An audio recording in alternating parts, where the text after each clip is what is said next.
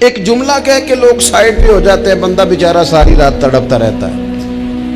ایک فکرے کا تبصرہ کر کے لوگ کونے میں چھپ جاتے ہیں، اور کسی آدمی کے لیے وہ اسے سولی پہ لٹکا جاتے ہیں۔ اب پہلے تو اللہ سے یہ معافی مانگیں کہ رب اس جرم سے ہمیں محفوظ فرمائے۔ اور اب تو لوگوں کی زبانیں اتنی لمبی ہو گئی کہ وہ صحابہ تک چلی گئی ہیں، اہل بیت نبوت تک چلی گئی۔ تبصروں کے شوق میں لوگوں نے یہ دیکھا ہی نہیں کہ میری حیثیت کیا ہے اور میں بات کس کی کر رہا ہوں، میری اوقات کیا ہے اور میں تبصرہ کس پہ کر رہا ہوں۔ بے باک ہونا اور بات ہے اور بدتمیز ہونا، ان دونوں میں فرق ہوتا ہے۔ ابن حزم کہتے ہیں کہ مصر میں ایک تاجر بڑا کامیاب ہو گیا تھا، بڑا کامیاب تاجر ہو گیا۔ تو زندگی میں جتنے لوگ بھی کامیاب ہوتے ہیں ان سے حسد ہوتا ہے، اس سے بھی اس کے ارد گرد کے لوگوں نے حسد شروع کیا۔ اب تاجروں نے پلاننگ کی کہ اسے خراب کیسے کرنا ہے۔ وہ ایک دن اپنے گھر سے نکلا، سفید کرتا سفید پگڑی باندھ کے باہر۔ اب 5-6 لوگوں نے پہلے سے منصوبہ بندی کی ہوئی تھی۔ ایک صاحب اسے ملے، کہنے لگے ماشاءاللہ آج تو سفید کرتے پر سبز امامہ، سبز پگڑی بڑی ہی اچھی لگ رہی ہے۔ تو ہنس کے کہنے لگا لگتا ہے آپ سو کے اٹھ کے آئے ہیں، پگڑی تو میری سفید ہے۔ اس نے کہا چلو پگڑی تو سبز ہی ہے، باقی آپ نہیں مانتے تو آپ کی مرضی۔ وہ آگے بڑھا تو اب چونکہ پلاننگ تھی تو ایک شخص اور ملا، اس نے کہا کیا بات ہے، سفید کرتے پر آپ کا پیلے رنگ کا امامہ کیا جچتا ہے۔ اس نے کہا یار کو خدا کا خوف کر۔ ہنس کے کہا کیا ہو گیا، تیری اینک کا نمبر تو نہیں تبدیل ہونے والا ہوا؟ اور بھائی میں نے تو سفید کرتا اور سفید ہی امامہ باندھا ہے۔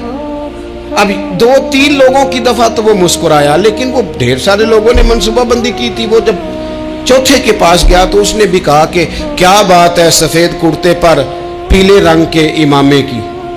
اس نے کہا پیلا کہاں ہے؟ اب وہ غصے ہونے لگا۔ اب وہ چھٹے کے پاس گیا تو اس نے کہا جناب کیا بات ہے سفید کرتا اور کالا امامہ۔ اب وہ غصے میں اتنا باولا ہوا کہ پہلے ہنسا پھر رویا، پھر اسے سمجھ نہ آئی کہ دکان کا تالا کس چابی سے میں نے کھولنا ہے۔ بس وہ شام ہوئی تو اس بیچارے کو بچوں نے روڑے مارنے شروع کر دیے۔ وہ اتنی تکلیف میں آ گیا کہ لوگ اسے پاگل کہنے لگے۔ کیوں؟ اس لیے کہ لوگ منصوبہ بندی، افواہ تھی نا کہ میری طبیعت خراب ہے، تو لوگوں نے حال پوچھ پوچھ کر بیمار کر دیا۔ لوگوں کی باتیں، لوگوں کے تبصرے، لوگوں کے کومنٹس۔ بولے امام شافعی فرمانے لگے لوگوں کی باتیں پتھروں کی طرح ہوتی ہیں، یہ روڑوں کی طرح ہوتی ہیں، اگر انہیں کمر کے اوپر رکھ لو گے نا تو یہ تمہاری کمر توڑ دیں گی، اور اگر تم ان کو اپنے پیروں کے نیچے رکھ لو گے تو تمہارا قد اونچا ہو جائے گا۔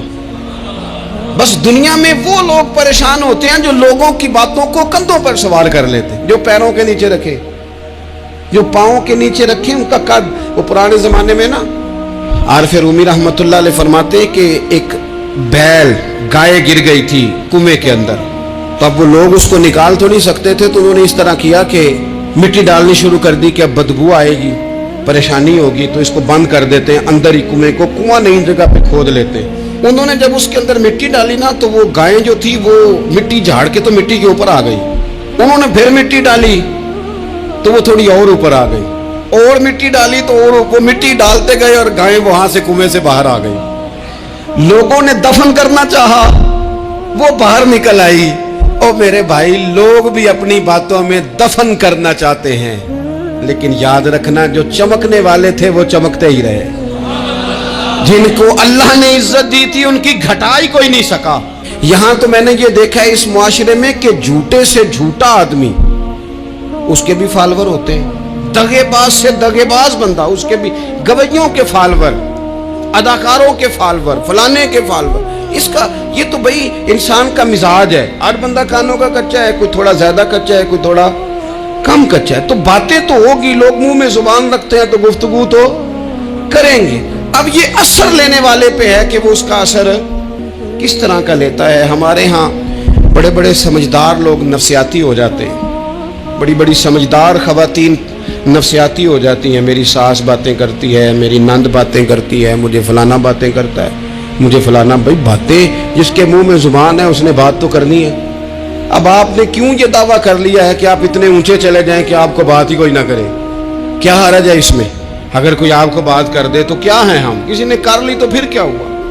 اس کا اتنا اثر قبول کرنا کہ ساری رات سونا ہی نہ, پریشان ہو جانا. اور بعض لوگ ایسے ہیں جنہیں اتنی باتیں نہیں ہوتی جتنی انہیں ٹینشن ہوتی ہے. یعنی وہ دو بندے کونے میں کھڑے ہیں تو میری ہی بات کر رہے ہیں, اور بھائی وہ اتنا اہم نہیں ہے, انہیں کوئی اور کام بھی ہو سکتا ہے, تیری بات ہی انہوں نے کرنی. بلا وجہ لوگ سمجھتے ہیں کہ میں بڑا اہم آدمی ہوں, وہاں بھی مجھ پہ تبصرہ ہو رہا ہے, یہاں بھی ہو رہا ہے. اس پہلو سے باہر آئیں, اس کمپلیکس سے نکل آئیں. اور نبی پاک کا یہ طریقہ ہے. مسند امام احمد بن حنبل میں حدیث موجود ہے, حضرت عبداللہ ابن مسعود رضی اللہ تعالیٰ عنہ, کمال آدمی حضرت عبداللہ ابن مسعود, حضور نے فرمایا عبداللہ ابن مسعود سے قرآن سیکھا کرو, یہ اسی طرح پڑھتے ہیں جس طرح میرے اوپر نازل ہوا تھا. حضرت عبداللہ ابن مسعود کو نبی پاک علیہ السلام نے فرمایا درخت پہ چڑھ کے ذرا میرے لیے مسواک تو اتار دو. حضرت عبداللہ ابن مسعود کی پنڈلیاں پتلی پتلی تھی, ٹانگیں پتلی تھی, وہ درخت پہ چڑھے, ہوا چلی تو کپڑا تھوڑا ہٹ گیا, تو بعض لوگ ان کی پتلی پنڈلیوں کا مذاق اڑانے لگے, معاذ اللہ, دیکھو کیسی باریک باریک پنڈلیاں ہیں, کیا انداز ہے. اب حضور بیٹھے ہیں نا, تو انہوں نے جو بات کی تھی وہ بات بھی درست تھی, پنڈلیاں واقعی پتلی تھی, اور کوئی بھی اس انداز میں دیکھتا تو شاید مسکراتا. جب انہوں نے کہا نا دیکھو پتلی پنڈلیاں, تو حضور نے ہمارے لیے طریقہ کیا چھوڑا, ہمارے لیے سیرت کیا چھوڑی. حضور سید عالم فوراً ارشاد فرمانے لگے, نبی پاک فرمانے لگے چپ کرو, تم میرے عبداللہ کی پنڈلیوں کو پتلا پتلا کہہ رہے ہو نا, قیامت کے دن جب میزان لگے گا اور ان پنڈلیوں کا تمہیں وزن پتا چلے گا, پھر پتا چلے گا میرے عبداللہ کی شان کیا ہے. یہ بڑی وزنی پنڈلیاں ہوں گی, جب ان کا میزان پر وزن تو لگ, تو آپ دفاع کریں. نبی پاک صلی اللہ علیہ وسلم نے فرمایا اگر کسی جگہ تیرے بھائی کی عزت پر حملہ ہو رہا تھا اور تو بچانے پر قادر تھا, اور تو نے اس کی عزت سے اس شر کو روک دیا, کہا نہیں یار ایسی بات نہیں ہے, تم غلط کہہ رہے ہو. فرمایا اگر تم کسی کی عزت کا دفاع کرو گے تو فرمایا جہاں تمہاری عزت خراب کی جا رہی ہوگی, رب وہاں تمہاری عزت کا دفاع فرمائے گا, اللہ تمہاری عزت کا محافظ بن جائے گا. لیکن ہم کیا کرتے ہیں, ہم لوگ باتیں کر رہے ہوتے ہیں تو ہم ان باتوں میں ایک بات اور شامل کرتے ہیں, ہم ان باتوں میں ایک بات اور شامل کر لیتے ہیں, اور انداز اختیار کر لیتے ہیں, اور جو آپ کے حق میں ہے اس نے مخالف نہیں ہونا, اور جو مخالف ہے اس نے کبھی حق میں. چھوڑیں, آپ کس کو قائل کر رہے ہیں, جس کی سمجھ میں آتی ہے وہ قبول کرے, نہیں آتی تو دروازہ کھلا ہے, کہیں اور تشریف لے جائے. ہمارا یہ مزاج بن گیا کہ بلا وجہ کی وضاحتیں بھی بندے کو کمزور کرتی ہیں, بلا وجہ ہم کمزور پڑ جاتے ہیں, تھوڑے بے نیاز ہو جائیں. چھوڑیں, اتنی لمبی زبانیں کھول کے لوگوں نے صحابہ کے بارے میں باتیں کی, باتیں ہو رہی ہیں. لوگ جن کو دبانا چاہتے تھے, آج نہیں صوفیاء کی مخالفت شروع ہوئی, ان کے زمانے میں بھی ہوئی, ان کے دور میں ان کے خلاف کتابیں لکھی گئیں. لکھنے والے خدا جانے کہاں ہیں, اور داتا صاحب ہو رہی ہے, خواجہ صاحب ہو رہی ہے. حضور غوث اعظم کے ان کے زمانے میں بھی ایسا نہیں ہوا کہ بڑی خوشی سے لوگوں نے آگے بڑھ کے پھول ڈالے ہوں. ان کے دور میں باقاعدہ جتھے تیار ہوئے, جتھے, اور پورا کام کیا گیا. اور ویسے بھی اگر کوئی شخص آپ کا مخالف ہی نہیں ہے تو پھر آپ کو چمکنے کا مزہ کیسے آئے گا. کوئی تو مخالف ہو نا, کوئی تو ہو نا جو کوئی بات کرے. دیکھیں نا, اگر اندھیرا نہ ہو, رات نہ ہو, تو بلب کی کوئی اہمیت رہ جائے گی. یہ چمکتا ہی تب ہے جب اندھیرا زیادہ ہوتا ہے. ہم کہتے ہیں اندھیرا ہو گیا, اور بھائی تجھے چمکنے کا موقع دیا ہے اندھیرے نے, تجھے اس نے عروج دیا, تم دیے باد مخالف سے نہ گھبرا اے عقاب, یہ تو چلتی ہے تجھے اونچا اڑانے کے لیے. تو باتوں سے پریشان نہ ہو. میں نے کہا کہ اگر آپ باتوں کا پہاڑ بنا کے اوپر سوار ہو جائیں گے نا تو قد اونچا کریں گی باتیں.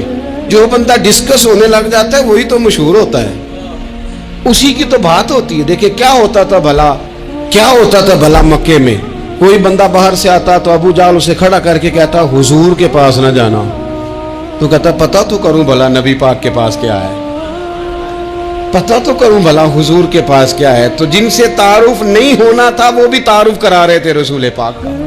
تو اس لیے باتوں سے گھبرا جانا. ہاں ایک بات ہمیں کتاب و سنت میں ملتی ہے, اس پر ضرور غور کریں, تہمت والی جگہ سے بچیں, تہمت کا موقع نہ دیں. مطلب بلا وجہ ہی اپنے لیے بحث کا دروازہ کھولنا یہ درست نہیں ہے۔ اپنے لیے ہم نا دروازے کھول لیتے ہیں بحث کے، مفت کی بحث ہو رہی ہے، فلانا بھی ڈسکس کر رہا ہے۔ کچھ چیزیں ایسی ہوتی ہیں جو سب کی سمجھ کی نہیں ہوتی، وہ سب کے سامنے ڈسکس کرنا ضروری نہیں ہوتا۔ حضرت سیدنا ابو ہریرہ رضی اللہ تعالیٰ عنہ فرمایا کرتے تھے، مجھے نبی پاک علیہ السلام نے علم کی 2 تھیلیاں دی ہیں، میں نے ایک کھولی ہے تمہارے سامنے، ایک کھولی ہے، دوسری نہیں کھولوں گا، اس لیے کہ ہر بندے کو بات اس کے ظرف کے مطابق کرنی چاہیے، تو موقع نہ دیں۔ نبی پاک صلی اللہ علیہ وسلم نے فرمایا اس بندے نے اپنی، یہ بخاری میں موجود ہے، فرمایا اس نے اپنی عزت اور اپنی جان کو محفوظ کر لیا جو فتنے والی جگہ سے بچ گیا۔ جہاں تہمت لگ سکتی ہے اس جگہ سے بچیں، جان بوجھ کے لوگوں کو موقع نہ دیں باتیں کرنے کا، جان بوجھ کے موقع نہ دیں۔ جامع ترمذی کے اندر حدیث موجود ہے، حضرت سیدنا عمر فاروق رضی اللہ تعالیٰ عنہ نے ایک موقع پر اجازت مانگی تھی نبی پاک صلی اللہ علیہ وسلم سے، عرض کیا یا رسول اللہ صلی اللہ علیہ وسلم مجھے آپ اجازت دے دیں، میں عبداللہ بن ابی سلول کی گردن اڑا دوں، یہ منافق بار بار آڑے آتا ہے، بار بار تکلیف دیتا ہے، آپ مجھے اجازت دیں میں اسے قتل کر دوں۔ اب وہ چونکہ کلمہ پڑھتا تھا، ساتھ تو رہتا ہی تھا نا، بہت سارے لوگ اسے مسلمان جانتے تھے، تو حضرت سیدنا عمر فاروق رضی اللہ تعالیٰ عنہ نے اجازت چاہی، کہ یا رسول اللہ صلی اللہ علیہ وسلم اگر آپ مجھے اجازت دے دیں، یہ ترمذی میں موجود ہے، یعنی آپ اس جگہ سے بچیں جہاں تہمت لگ سکتی ہے، جہاں بلا وجہ کسی شخص کو شر پھیلانے کا موقع مل سکتا ہے۔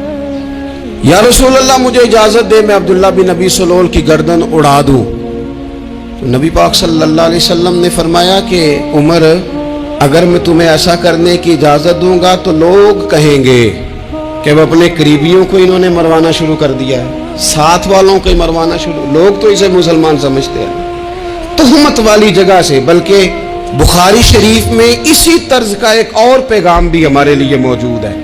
یہ جو حرم شریف آج ہمارے سامنے ہے نا، بیت اللہ شریف، اس میں ایک پیچھے مقام ہے جس کو حتیم کہا جاتا ہے، یہ خانہ کعبہ کا حصہ ہے۔ حضور صلی اللہ علیہ وسلم کے اعلان نبوت سے پہلے جب قریش مکہ نے اسے تعمیر کیا نا دوبارہ سے، تو انہوں نے چندے کا کوئی اس طرح کا مزاج بنایا تھا کہ اس بندے سے پیسے لینے جس کے بالکل ہی جائز ہو۔ اس ترتیب سے انہوں نے خانہ کعبہ کی تعمیر کی کہ پھر وہ ساری تعمیر نہ کر سکے، حتیم باہر رہ گیا۔ تو نبی پاک صلی اللہ علیہ وسلم نے ایک دن فرمایا، بخاری میں موجود ہے، حضور فرمانے لگے عائشہ اگر تمہاری قوم جاہلیت کے قریب نہ ہوتی، کیونکہ ابھی قریب جاہلیت چھوٹی ہے نا، ابھی لوگوں نے کلمہ پڑھنا شروع کیا ہے، فرمایا اگر یہ جاہلیت کے قریب نہ ہوتے تو میں کعبے کو انہی بنیادوں پر دوبارہ بنا دیتا جن بنیادوں پر حضرت ابراہیم علیہ السلام نے بنایا تھا، لیکن چونکہ یہ جاہلیت کے قریب ہیں، ان کی سمجھ میں چیز نہیں آئے گی، یہ شک میں پڑ جائیں گے، پریشان ہو جائیں گے، لہذا میں یہ کام نہیں کرتا۔ بہت ساری چیزیں ایسی ہیں کہ جن کی وجہ سے بعض سادہ لوگ ابہام کا شکار ہوتے ہیں، ابہام کا۔ ہمارے علماء نے اس طرح کیا کہ بڑے طے کر کے عقائد کے عنوانات امت تک پہنچائے۔ ہر آدمی ہر شعبے کا اسپیشلسٹ نہیں ہوتا، بہت سارے لوگ باتیں مریض کے سامنے کرنے والی نہیں ہوتی، وہ صرف لواحقین کو بتانے والی ہوتی۔ پھر کچھ لوگ اور آئے جنہوں نے کہا کہ ہم تو ایفیشنسی دکھائیں گے، کچھ خاص ہر بات کھول کر لوگوں کے سامنے رکھیں گے، تو اس کا نقصان پھر یہ ہوتا ہے کہ سادہ لوگ مشکلات کا شکار ہوتے ہیں۔ وہ پھر جب کہتے ہیں ہر چیز ڈسکس کر لینی چاہیے تو پھر باتیں دور نکل جاتی ہیں۔ پھر لوگوں نے انبیاء کرام علیہم السلام کی اجتہادی خطاؤں کو ڈسکس کرنا شروع کیا۔ ربنا ظلمنا انفسنا، اگر حضرت آدم یہ لفظ کہیں تو ان کے لیے تو ٹھیک ہے، لیکن اگر کوئی غلام اور امتی اور بیٹا اٹھ کے یہ لفظ کہے تو اس کے لیے ٹھیک نہیں ہے۔ تو میرے عزیز ایسے کام نہ کریں جس کی وجہ سے بلا وجہ بحث کا۔ ہمارے یہاں کچھ لوگوں کو شوق ہے خبروں میں رہنے کا، وہ ایسی باتیں چھیڑتے ہیں جن سے نہ وہ خبروں میں رہ سکیں۔ میں نے دیکھا ہے وہ کہتے ہیں جی میں نے کوئی انوکھی بات کرنی ہے۔ بھئی انوکھی بات کرنے سے بندہ مشہور تو ہو جاتا ہے۔ ہمارے زمانے میں مشہور ہی وہ ہوتا ہے جو دوسروں سے ذرا ہٹ کے بات کرے، انوکھی کرے۔ وہ ہمارے لطیفہ لکھا ہے نا، ایک اہل عرب کا، ایک ہجا نام کا عربی کا ایک लताइफ सुनाने वाला शायर है, तो वो कहता है कि एक शख्स ने एक दफा कह दिया था गधा खाना जायज है। तो बड़े बड़े उलमा उसके घर चले गए कि भाई कोई दलील, कोई जुजिया, कोई कहाँ से, कोई किताब, कोई हवाला, कोई शय। उसने कहा रोज आओगे, एक एक बंदे को बताऊंगा, इकट्ठा ही स्टेज लगाओ, एक ही दफा हवाले देता हूँ, रोज नहीं दिए जाते। वो स्टेज लग गया, दुनिया जमा हो गई, जिन्होंने कभी टाइम नहीं निकालना। तो ये जरा अनोखी बात जो कर रहा था, तो सारे लोग आ गए। तो वो स्टेज पे चढ़ा तो कहने लगा मुझे जानता कोई नहीं था। चलो अब बदनाम जो होंगे तो क्या नाम ना होगा। अब कयामत तक कहोगे तो सही ना, वो उस मौलवी दे घर जिन्हें एक बार आख्या नहीं सी गधा खाना जायज है, चलो बदनाम जो होंगे तो क्या। तो बहुत सारे ऐसे लोग हैं जो हैं बदनाम, पर चलो नाम तो हो गया ना। बदनामी सही सही, शरारत सही सही, शैतानियत सही सही, लेकिन नाम तो हो गया। तो इसलिए कोई ऐसा अनोखा काम जिससे लोगों की, मैं आपसे बड़ी गुजारिश अर्ज करूं, आला हज़रत बरेलवी रहमतुल्लाह अलैह ना लालटेन के अंदर मिट्टी का तेल जलाया जाता है हमारे यहाँ। तो मिट्टी का तेल जाहिर है उससे बदबू आती है, तो मस्जिद में वो जलाना जायज़ नहीं था। तो एक साहब अरंडी का तेल लाए, वो खुशबू वाला होता है, वो ला के उन्होंने ना आला हज़रत बरेलवी रहमतुल्लाह अलैह को लालटेन में डाल के दिया और कहा कि ये मस्जिद में इसको जलाते हैं क्योंकि इसके अंदर से खुशबू आती है, बदबू नहीं आती। तो वो जो शरई उज़र है ना, हुजूर ने फरमाया कि जुमे वाले दिन गुस्ल करके आओ ताकि किसी के पसीने से एक दूसरे को तकलीफ ना हो। कच्चा लहसुन प्याज खा के मस्जिद आना इसलिए मना कर दिया गया कि मुंह की बदबू से तकलीफ हो। तो मस्जिद में कोई ऐसी चीज जो बदबू का बाइस बने मना है। अब उन्होंने वो तेल ला के लालटेन में डाला जिससे खुशबू आती थी और लालटेन भी रोशन होती थी। तो आला हज़रत फाज़िल बरेलवी रहमतुल्लाह अलैह अपने उस खादिम से फरमाने लगे कि अब लोग तो आएंगे ना, तो हमारे इलाके में तो सारी दुनिया मिट्टी के तेल से ही चलाती है, तो अब आपने एक खुशबू वाला तेल ला के डाल तो दिया है इसके अंदर लालटेन में, पर ये लोगों को बताएगा कौन कि ये तेल वो नहीं है। लोग तो यहाँ से देख के जाएंगे और जाके कहेंगे कि इतने बड़े आलिम की मस्जिद में अगर जल रहा है तो हम क्यों ना जलाएं।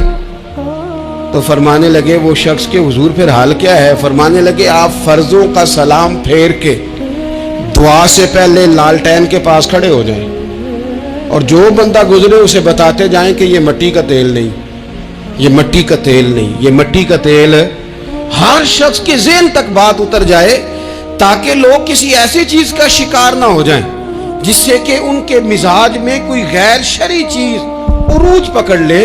तो मेरे अजीज, हम ना कुछ बदगुमानियां लोगों के अंदर लोग डालते हैं। हमारे यहाँ बिलखुसूस पाकिस्तान में जब से सियासी फिरका वारियत शुरू हुई है, सियासी, हमारी कौम का मिजाज इतनी बुरी तरह खराब किया गया है। हमारे नौजवान बच्चे जो बड़े संजीदा पढ़े लिखे, उनकी गुफ्तगू अपने सियासी मुखालिफ के बारे में इतनी लूज कर दी गई है, इतनी कमजोर कर दी गई, इतनी खौफनाक कर दी गई है कि इस तरह तो कभी नहीं हुआ था। ये मिजाज जो लोगों को दिया जा रहा है, कौमें अपने अखलाक के तौर पर जिंदा रहती हैं।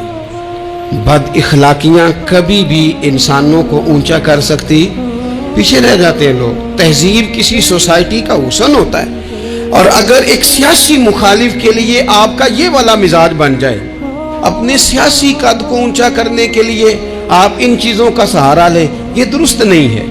अखलाकी रवैये मैं कहूँगा किसी भी सियासी जमात से वाबस्तगी है वो 100% रखे जो उसकी समझ में आती है, लेकिन अपने इखलाकी मिजाज को कभी कमज़ोर ना होने दें, इखलाकी रवैया कभी कमज़ोर ना होने दें। ये कैसे हो सकता है? देखें, अबू जाल, अबू लहब, उतबा, उतैबा, शैबा, वो वही बातें कर सकते थे जो उनके मिजाज की थी, जो आज तक लोग किसी भी दीनदार के बारे में करते हैं।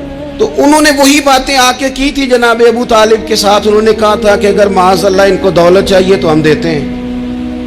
बड़े से बड़े मुखलिस आदमी पर आज लोग दावा नहीं करते कि दौलत के लिए लगा हुआ है। उन्होंने कहा दौलत चाहिए तो देते हैं, अगर किसी खातून से निकाह करना चाहते हैं तो करा देते हैं, सरदारी चाहिए तो दे देते हैं। अब ये सोच ही इतनी है, इससे आगे जाती नहीं।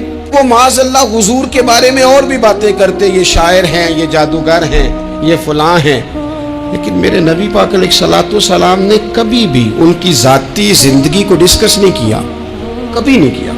अबू जाल शराब पीता था, لیکن حضور نے کبھی سوسائٹی میں یہ بات لوگوں کے سامنے بیان نہیں کی. وہ لوگوں کے پیسے دبا لیتا تھا. کئی جگہوں پہ حضور نے پیسے نکلوا کے دیے, لیکن جگہ جگہ گلی گلی کھڑے ہو کے حضور نے یہ نہیں فرمایا کہ یہ اس طرح کا ہے. آپ اپنے مخالفین کے بارے میں ضرور کلیم کریں, ثبوت کے ساتھ ضرور بات کریں, یہ ضروری ہے, لیکن آپ کا رویہ اتنا گرا ہوا نہیں ہونا چاہیے کہ لوگ سمجھیں کہ یہ قوم تو اخلاق سے ہٹ گئی ہے. آپ اختلاف کریں, لیکن اختلاف کے بھی آداب ہوتے ہیں. اس ادب کے دائرے کے اندر ہے کہ صحابہ کے بیچ بھی رائے کا اختلاف ہو جاتا ہے, ہو جایا کرتا ہے. حضور اس اختلاف کو قبول کرتے, بھئی ہو جاتا ہے رائے کا اختلاف اپنوں میں, لیکن اس کے اندر انسان توہین پہ اتر آئے, اس کا لہجہ اس طرح کا ہو جائے جس طرح کی بازاری گفتگو کی جاتی ہے, تو محسوس ہوتا ہے کہ یہ تربیت کا فقدان ہے. یہ لہجے باوقار لوگوں کے نہیں ہوا کرتے. لہجے کو کبھی برا نہ ہونے دیں, انداز کو. لوگ آپ کو چھیڑیں گے, اپنی جگہ پہ کھینچ کے لانے کی کوشش کریں گے, بڑا کچھ لوگ کریں گے, لیکن آپ اپنی جگہ سے آپ تبدیل نہیں ہوں گے. آپ کہیں گے یار میرا ایک معیار ہے, میری ایک حیثیت ہے, میں اپنی حیثیت چھوڑ سکتا, میں اپنی حیثیت نہیں چھوڑ سکتا. ہر بندے کو آپ ڈسکس کریں گے. تو تہمت والی جگہ سے ضرور بچیں, بدگمانی سے ضرور بچیں, لیکن ہر شخص کو اس کے معیار کے مطابق اتر کا جواب دینا یہ باوقار لوگوں کا سٹیٹس نہیں ہوتا. وہ کہتے ہیں جا بات کر, جا کے تو کون ہوتا ہے, تیری بات کریں اب ہم ہر شخص کے منہ لگیں, یہ کیسے ہو سکتا ہے. نبی پاک صلی اللہ علیہ وسلم گزر رہے تھے, صحیح بخاری میں موجود ہے, آپ کی اہلیہ حضرت صفیہ رضی اللہ تعالیٰ عنہ آپ کے ساتھ تھی. رات کا وقت تھا, حضور گزر رہے تھے, تو صحابہ کچھ کھڑے تھے, تو حضور نے ایک کو بلا کے کہا کہ یہ میری بیوی ہے, صفیہ ہے. عرض کرنے لگے حضور مجھے میری ماں روئے, میں کوئی آپ کے بارے میں بدگمانی کرتا. تو حضور نے جواب میں کیا کہا, محبوب فرمانے لگے جس طرح رگوں میں خون گردش کرتا ہے نا, شیطان بھی اسی طرح ہی گردش کرتا ہے. گویا حضور بتا رہے ہیں کسی وقت بھی بدگمانی پیدا کر دیتا. میں تمہیں بتا رہا ہوں کہ اپنی اہلیہ کے ساتھ جا رہا ہوں, میری بیوی ہے. کوشش کریں کہ آپ اس جگہ سے بچیں جہاں باتیں ہو رہی ہوں. اور اس پہلو پہ تیسری گزارش اس عنوان پر یہ ہے کہ اگر کسی کے بارے میں باتیں ہو رہی ہوں تو فٹافٹ اس کا حصہ بننے کی کوشش نہ کریں, بلکہ آپ کے پاس جب تک کوئی شرعی ثبوت نہیں ہے تب تک آپ اس بات کا حصہ نہ بنیں. ہمارے ہاں بات ہو رہی ہوتی ہے تو 2-4 بندے دوڑ کے نا اپنا بھی حصہ ڈالتے ہیں, بلکہ میں بڑی ذمہ داری سے یہ بات عرض کروں گا, بات لمبی ہوتی تب ہے جب کوئی بندہ درمیان میں کہہ دیتا ہے نا نہیں تجھے تو تھوڑا پتا ہے, تھوڑا میں بھی کرتا ہوں. وہ کئی دفعہ وعدہ معاف گواہ بن جاتا ہے, جا کے دوسروں کو خبر کرتا ہے اس نے یہ کہا ہے. حالانکہ بندہ اس سے پوچھے کہ اگر انہوں نے کہا تھا تو اتنا سجن تھا تو وہاں جواب دے کے کیوں نہیں آیا, تجھے چاہیے تھا وہیں جواب دیتا, وہیں جا کے جواب دے دیتا. ایک بزرگ کی خدمت میں ایک دفعہ حاضر تھا, ایک بڑے عالم تھے, تو ان کے پاس آ کے ایک شخص نے کہا کہ فلاں آدمی آپ کے بارے میں یہ بات کر رہا تھا. تو وہ ہنس پڑے, فرمانے لگے پھر آپ کہاں تھے؟ کہنے لگے میں وہیں تھا. فرمانے لگے میرا اور آپ کا رشتہ کس طرح کا ہے؟ کہنے لگا جی میں تو شاگرد ہوں, ارادت مند ہوں. تو فرمانے لگے پھر آپ میرے پاس سوال لے کے آ گئے ہیں, آپ نے وہاں جواب کوئی نہیں دیا. فرمانے لگے اب تو میرے سامنے بیٹھ, پہلے اس سوال کا جواب میں تجھے دوں, پہلے تجھے قائل کروں. اگر تو قائل ہوتا نا تو پھر تو یہ بات لے کے میرے پاس نہ آتا, پھر تو وہاں تو کلیئر کر آتا. تیرے اندر کجی ہے, تو بات کا حصہ بنا ہے, اور میرے نزدیک اس سے بڑا تو مجرم ہے کہ تو نے بات کو سنا ہے. وہ تو کوئی ہے, اور تو اپنا تھا, تو نے اپنا ہو کے یہ باتیں سنی, تو نے ہاں کی, تو وہاں بیٹھا رہا, تو اپنا تھا. اور حضور نے فرمایا محبت تو بندے کو اندھا بہرا اور گونگا کر دیتی ہے. جو کسے دا عاشق ہوئے ہوتے گل اسے دی کردا ہے, 100 مکر بہانے کر کے او دے مرنے مردا ہے. تو نے سن کیسے لی, تیرے کانوں نے گوارا کیا. پہلے تو مطمئن ہو نا, تو اگر مطمئن ہوتا تو بات آگے وہیں جواب دے کے آتا. جب تو ہی غیر مطمئن ہے تو میں کسی اور کو کیا جواب دوں؟ تو مدد کریں اپنے بھائی کی اس معاملے میں کہ اگر آپ کلیئر ہیں تو پھر آپ اسے وہیں کلیئر کریں, کہیں یار میری بات سن, یہاں تک تو بات ٹھیک ہے, اس بات کا میں گواہ ہوں, یہ ہو سکتی نہیں. کچھ بے نیاز بنے, طبیعت کوئی بے نیاز, ہم نہ بے نیاز نہیں ہوتے، ہر بات کو سوچتے ہیں، ہر بات کی وہ جی وہ فلانے نے پتہ کیا کہا ہے، تو بڑی معذرت سے بالخصوص خواتین کا مسئلہ ہوتا ہے، وہ کہتے ہیں پوری دسو، نہیں دسو نے آکھیا کی بھئی آپ نے کیا کرنا ہے، اس کے لیے پھانسی کا حکم لگانا ہے، آپ نے چھوڑ دے، بات ہو گئی، ختم ہو گئی۔